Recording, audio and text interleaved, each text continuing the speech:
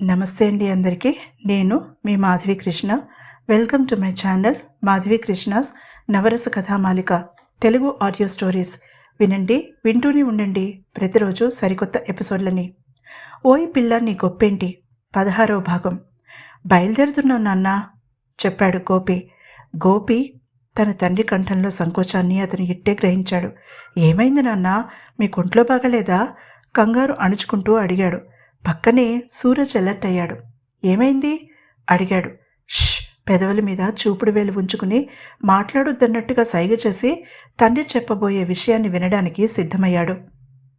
గోపి అక్కని కాలేజ్ నుంచి రావద్దని చెప్పు బాధగా అన్నాడు అటునుంచి సుదర్శనం. ఏమైంది నాన్న? గుండెల్లో ఫిరంగులు మోగుతుంటే భయంగా అడిగాడు గోపి. పెళ్లివాళ్ళు రావడం లేదు. అబ్బాయికి చిన్న యాక్సిడెంట్ అయిందట గంట క్రితం ఆఫీస్ నుంచి వస్తుంటే చెప్పాడాయన.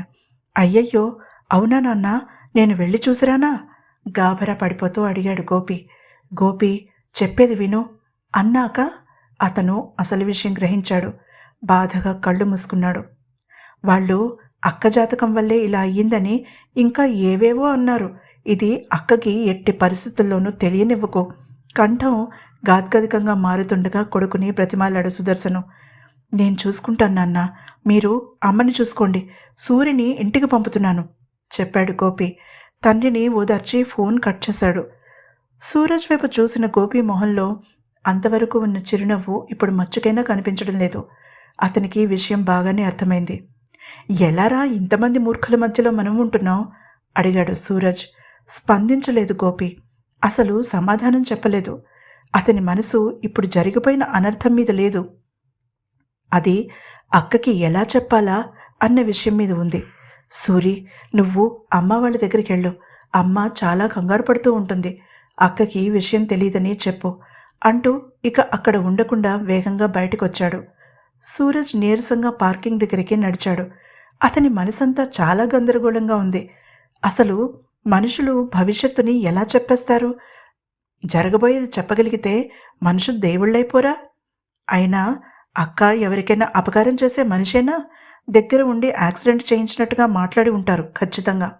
మధ్యతరగతి ఆడపిల్ల పెళ్లికి ఎన్ని అడ్డంకులో. ఆడపిల్లలు తక్కువగా ఉన్నారు కాబట్టి డిమాండ్ ఎక్కువగా ఉందని అంటూ ఉండగా చాలాసార్లు విన్నాడు తను. కానీ ఇలా ఉన్నవాళ్ల మనసులని గాయపరుస్తూ ఉంటే ఆడపిల్లలు ఎలా దొరుకుతారు? కోపంగా బండి దగ్గరికి వచ్చి విసురుగా బండిని బయటికి తీసి ఎక్కి కూర్చుని విసురుగా కిక్కు కొట్టాడు సూరజ్. గేర్ మార్చి యాక్సిలేటర్ని రైజ్ చేసి వేగంగా బయటికి పోనిచ్చాడు. అప్పుడే అటుగా వస్తున్న శిరీష, హరిణిలని అతను చూసుకోలేదు. శిరీష కెవ్వున అరిచి పక్కకి గెంతింది తన మీదకి వస్తున్న బైక్ నుంచి తప్పించుకోవడానికి. హరిణి ఆమెని ఆపేలోపుగా పట్టు తప్పి పక్కకి పడిపోయింది. యూ, అసలు బండి చేతిలో ఉంటే కళ్ళు కనిపించవా? కోపంగా అరుస్తూ లేవబోయింది శిరీష. కానీ కాలు సహకరించలేదు ఆమెకి. పాదం మెలిగపడి విపరీతమైన బాధని కలిగించింది. కళ్ళలో గిర్రున నీళ్లు తిరిగాయి. తప్పు మనదేనే, ఎంట్రన్స్ ఇది కాదు, ఇది ఎగ్జిట్ చెప్పింది హరిణి ఆమెని లేపే ప్రయత్నం చేస్తూ. అప్పటికే ఆవేశం మౌంట్ ఎవరెస్ట్ ఎత్తుకి చేరిపోయిన సూరజ్ విసురుగా బైక్ దిగి స్టాండ్ వేసి కింద కూర్చుని మోజయ్యి చూసుకుంటూ ఏడుపు మొహం పెట్టిన శిరీష రెక్క పట్టుకుని విసురుగా పైకి లేపాడు. హరిణి కంగారు పడింది. సహజమైన బిడియం వల్ల అతన్ని ఆపలేకపోయింది. అప్పా వదులు! శిరీష ఎప్పటిలానే దూకుడుగా అంటూ అతని చేతిని విదిలించి కొట్టింది. కళ్ళు నెత్తిమీద పెట్టుకుని నడుస్తున్నావా అరిచాడు సూరజ్. మరి నువ్వు విమానం నడుపుతున్నానని ఫీల్ అవుతున్నావా? ఎక్కడా నేల మీద ఆడడం లేదు. తనేం తక్కువ తిననట్టుగా అరిచింది శిరీష. అప్పటికే ఒకళ్ళిద్దరు అక్కడ మూగడం ప్రారంభించారు. సిరి, అందరూ చూస్తున్నారు, తక్కువ. హరిణి ఆమెని వెనక్కి లాగే ప్రయత్నం చేసింది. ఆ కంగారులో ఆమెని తన సొంత పేరు పెట్టి పిలిచిందన్న విషయం మర్చిపోయింది హరిణి. కానీ అది పట్టించుకునే స్థితిలో శిరీష లేదు. సూరజ్ అంతకన్నా లేడు. కోడిపుంజుల్లా ఒకళ్ళనొకళ్ళు పొడుచుకునే పనిలో ఉన్నారు. అసలే చికాకుగా ఉన్న సూరజ్ ఇప్పుడు శిరీష గొడవ వల్ల మరింత ఇరిటేట్ అయ్యాడు. రోడ్డు మీ అబ్బసొమ్మనుకున్నావా అడ్డం పడి వచ్చేయడానికి? ఆమె మీదకి వెళ్ళాడతను. ఇదిగో, నీకసలు మేనర్స్ లేవని నాకు తెలుసు. నువ్వు పదే పదే రుజువు చేసుకోవాల్సిన పని లేదు. మధ్యలో మా నాన్నని తీసుకురాకు ఆవేశంగా అతని మీదకు దూసుకుపోవడంతో బరువంతా మెలిగపడిన పాదం మీద వేసింది శిరీష. నరాలు బాధతో జివ్వుమన్నాయి. అప్రయత్నంగా ఆమె నోటి నుంచి అమ్మా అన్న చిన్న కేక బయటకొచ్చింది. తూలి పక్కకి పడబోయింది. హరిణి కన్నా వేగంగా రియాక్ట్ అయ్యాడు సూరజ్. ఆమెని 2 చేతుల్లోకి తీసుకుని తన వైపు లాక్కున్నాడు. ఆమె ఆసరా కోసం అతని మెడ చుట్టూ చేతులు వేసి కాలుని వెనక్కి మడిచి గాల్లోకి లేపింది. ఆమె బరువు మొత్తాన్ని అతను తన మీదకి తీసుకున్నాడు. హరిణి చూస్తూ ఉండగానే అతను ఆమె నడుము చుట్టూ చేతులు వేసి బలంగా తన వైపుకు అదుముకుని కొద్దిగా గాల్లోకి లేపడంతో ఆమె పాదం మీద బరువు తగ్గి ఆమె రిలీఫ్ ఫీల్ అయింది. బాగా నొప్పిగా ఉందా? ఒక్కసారిగా అతనిలో ఆవేశమంతా దిగిపోయి ఆలోచన చోటు చేసుకుంది బుర్రలో. ఆమె బాధలో కోపాన్ని మర్చిపోయింది. హా అంది ఏడుపు కంఠంతో. వాళ్ల మధ్య గొడవ ఆగిపోవడంతో ఆసక్తి తగ్గిపోయిన వాళ్ళు అక్కడి నుంచి కదిలారు. చివరికి అక్కడ వాళ్ళు ముగ్గురే మిగిలారు. ఒక్క నిమిషం అంటూ శిరీష బరువు మొత్తం తన మీద వేసుకుని ఆమె నడుము చుట్టూ చెయ్యి వేసి నడిపించుకుని ఎదురుగా ఉన్న బ్లాక్ దగ్గరికి నడిచి అక్కడ చెట్ల కింద ఉన్న బెంచ్ మీద ఆమెను కూర్చోబెట్టాడు సూరజ్. ఒక్క నిమిషం అంటూ పరుగున వెళ్ళి అతను బైక్ని స్టార్ట్ చేసి క్యాంటీన్ వైపుకు వేగంగా పోనిచ్చాడు. ఈ లోపుగా హరిణి శిరీష దగ్గరికి వచ్చి ఆమె పాదం దగ్గర కూర్చుంది. హే అక్కడ లేవవే! చప్పున తన పాదం వెనక్కి తీసుకోబోయి బాధగా మూలిగింది. కాసేపు కాలు కదపకు మెత్తగా మందలించింది హరిణి. అంతలో బైక్ శబ్దం వినిపించి ఇద్దరూ అటు తిరిగారు. సూరజ్ వేగంగా వాళ్ల వైపు పరిగెత్తుకు వస్తున్నాడు. ఆశ్చర్యపోయారు ఆడపిల్లలిద్దరూ. అతను కవర్లో నుంచి ఐస్ క్యూబ్స్ తీసి ఒక రుమాలులో కట్టి ఆమె వాచిన పాదం మీద పెట్టాడు. జివ్వుమంది శిరీషకి.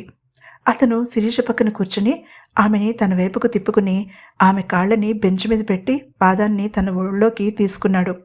హరిణి మెల్లగా లేచి నిలబడింది. ఆమెకి ఏం మాట్లాడాలో తెలియలేదు. ఒక చిన్న హెల్ప్ చేస్తారా శిరీష? తల వంచి శిరీష పాదానికి ఐస్ మసాజ్ చేస్తున్న సూరజ్ అడిగాడు. హా అనబోయిన శిరీష ఆఖరి నిమిషంలో తనని తాను అదుపు చేసుకుంది. హరిణి వైపు చూసి నిన్నే మాట్లాడు అన్నట్టుగా సైగ చేసింది శిరీష. చెప్పండి సార్. సీనియర్ని అలా అనాలి కాబట్టి గబగబా అనేసింది హరిణి. నా ఫ్రెండ్కి కాల్ చేస్తున్నా ఆన్సర్ చేయడం లేదు. అదే కృష్ణ. తనకి నేను ఇక్కడ ఉన్నానని చెప్తారా? హరిణిని హాస్పిటల్కి తీసుకువెళ్ళి నేను ఇంటి దగ్గర దింపేస్తాను. తను మిమ్మల్ని డ్రాప్ చేస్తాడు. ప్లీజ్ ఇదే నేను మీకు చేయగలిగిన హెల్ప్ అన్నాడు గిల్టీగా. తన దృష్టిని రోడ్డు మీద పెట్టవలసింది. అంత వేగంగా వెళ్లడం తనదే తప్పు అనుకున్న సూరజ్ తన దృష్టిలో హరిణి అయిన శిరీషకి హెల్ప్ చేసి ఆ తప్పు దిద్దుకోవాలని అనుకున్నాడు. అదేం వద్దండి, నేను ఇక్కడ దానికోసం ఎదురు చూస్తాను కంగారుగా చెప్పింది హరిణి. అతను ఒకసారి తేరిపారా చూశాడు ఆమె వైపు. మీ చెల్లెల్ని జాగ్రత్తగా దింపే బాధ్యత నాది అన్నాడు చిన్నగా నవ్వి. శిరీష అతన్ని కన్నార్పకుండా చూస్తోంది. ప్రొఫైల్లో అతని కోలమొహం చెక్కిన శిల్పంలా ఉంది. నీటిగా దువ్విన క్రాఫ్ట్తో బుద్ధిమంతుడిలా ఉన్నాడు. కొంచెం కోపం ఎక్కువ తనలాగానే నవ్వుకుని అనుకుంది. అతను పెయిన్ కిల్లర్ స్ప్రే చేశాడు ఆమె పాదం మీద. అది బాగానే ఉంటుంది. నాకు మీ గురించే భయం. మొదటిసారిగా అతని సమక్షంలో ఫ్రీగా ఫీల్ అవుతూ జోక్ చేసింది హరిణి. సూరజ్ నవ్వాడు. ఆశ్చర్యంగా చూసింది శిరీష. హరిణి తనంతట తానుగా పరాయి వ్యక్తి దగ్గర జోక్ చేయడం అదే మొదటిసారి. అది కూడా తన మీద. పర్వాలేదు, నన్ను నేను కాపాడుకోగలను. కొంచెం ఈ ఒక్క హెల్ప్ చేయండి, లేకపోతే నన్ను తిట్టుకుంటాడు బ్రతిమాలుతున్నట్టుగా అన్నాడు సూరజ్. వెళ్ళు సిరి, పాపం సార్ మనకి అంత హెల్ప్ చేస్తుంటే మనం కొంచెమైనా చేయాలి కదా కన్ను కొట్టి చెప్పింది శిరీష. హరిణి భయంగా చూసింది శిరీష వైపు. నేను సార్ మన వీధి చివరి పార్క్లో మీకోసం ఎదురు చూస్తూ ఉంటాం. నువ్వు కృష్ణని తీసుకుని వచ్చాయి. అప్పుడు మనిద్దరం కలిసి ఇంటికి వెళ్దాం, సరేనా? హరిణి భయం ఎందుకో తెలిసిన శిరీష ఆమె భయానికి విరుగుడు చెప్పింది.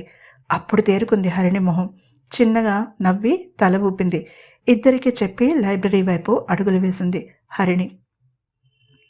తర్వాత ఏం జరిగిందో తెలుసుకోవాలంటే తప్పకుండా తర్వాత ఎపిసోడ్ని వినండి.